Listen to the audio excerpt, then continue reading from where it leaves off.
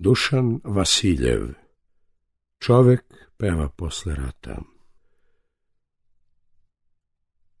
Ja sam gazio u krvi do kolena i nemam više snova.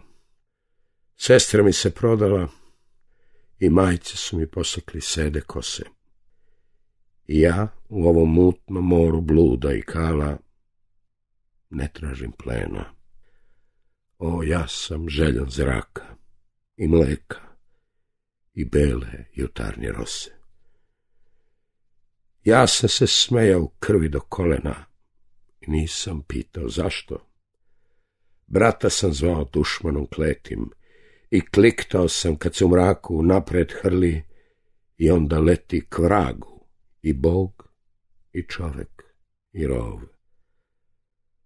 A danas mirno gledam kako mi željenu ženu gubavi bakalin grli i kako mi iz glave razosi krov i nemam volje ili nemam snage da mu se svetim.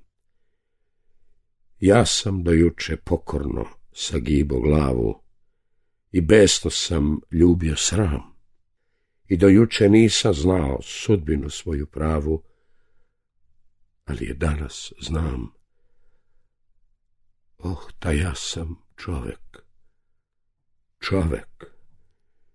Nije mi žao što sam gazio u krvi do kolena i preživeo crvene godine klanja radi ovog svetog saznanja što mi je donelo propast. I ja ne tražim plena.